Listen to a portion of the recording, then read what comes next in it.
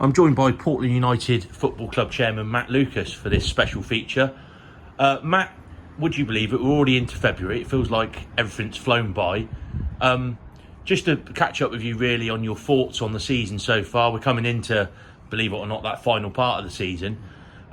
You must be extremely proud of the club as a whole for how far it's come in a short space of time. Most definitely, Josh. Like you say, the season has really crept up, and it's amazing to think how far in we are now.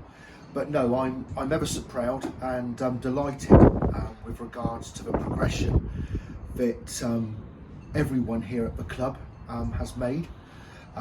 Certainly the players. I think at the beginning of the season, it's well documented that we were looking to provide a new development programme, a pathway for Portland United. We're bringing in the under-18s, looking to give youth a chance, and everyone can see that that's really coming to fruition.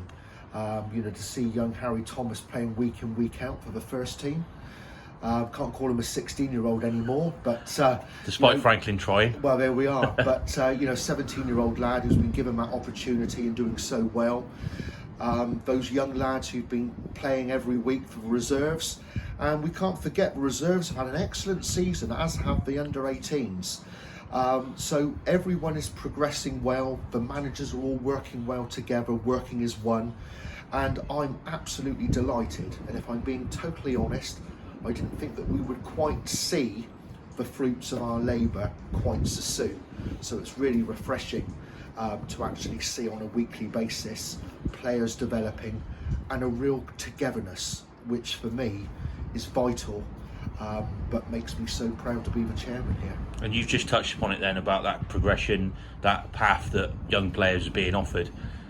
It must be pleasing as chairman of the club, along with your committee, to see the amount of youngsters that have come through, some of them from Portland youth through the years, and some of them from the local area. Must be. Personally, I would like to thank Danny Nash as well. Danny Nash was the manager of the under-16 Portland sports team, and he took those lads through the youth programme, and was very much a big part of what we were trying to do here at Portland, and trying to bring this programme into effect here within the senior club. He was instrumental in setting that up. He was also a great help to our reserves in those initial periods as well, and stabilised everything. And I'm sure Danny must be very proud to see some of those lads that played under him playing at Wessex Premier League level, Dorset Premier League level, and continuing with the under-18s as well. So I'm pleased for Danny, and I'd like to thank him publicly, but also for all the managers, all the helpers, all the committee that give so much to the club that we all love. Absolutely, and it is a really good place to be at the moment. Everything's going really well. The managers, obviously you've got Andy and Gary in the under-18s, you've got Stuart in the reserves, and you've got Franklin and Sam in the first team. They really do work well together, and there is a cohesive unit between the three management teams, isn't there? I think it's really important for there to be that cohesive unit. They are very supportive of each other. Gary and Andy work very well as a duo, as does Stuart and John Holt as well. They're really working hard together with the reserves, and Franklin and Sam quite rightly oversee the management. We've got to trust them in working together and doing what's best with the framework that we as a committee have set, and they're doing that so well, and it's lovely to see them working together, encouraging each other, and it's very much everyone making the decisions around the football and not just one person or two. There's a real togetherness there as well. And as a club, obviously being our anniversary year, big year for the club, there's some big events coming up. Big well done to our commercial manager Vic Holland for organising them, and also the social team as well. Let's not forget some big stuff coming up, particularly in April. We make no secret that we want Portland United to be a hub of Portland, and there's been some excellent events throughout this season. there's not really an evening that goes by where the club isn't open. So first and foremost, from the Blue Social Committee, I thank them all for what they're doing, and again putting this club very much on the local map with regards to the social scene as well as football. Vic's been superb on the commercial front.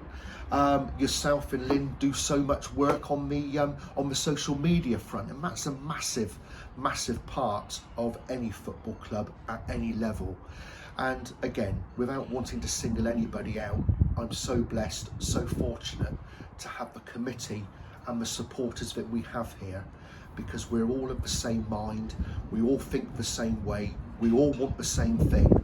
And again, I come back to that word, togetherness. It's not just on the pitch, it's off it as well. Yeah. And I honestly feel that if we can keep that going, then the sky's the limit. It really is. Absolutely, and we can believe in some wonderful things that are going on. Matt, obviously from your point of view, it's your first full season as chairman of this club. You must be really enjoying it, and you must, to be honest, feel like we are actually ahead of schedule, really. I am absolutely loving it, and I can't say that any stronger than what I just have.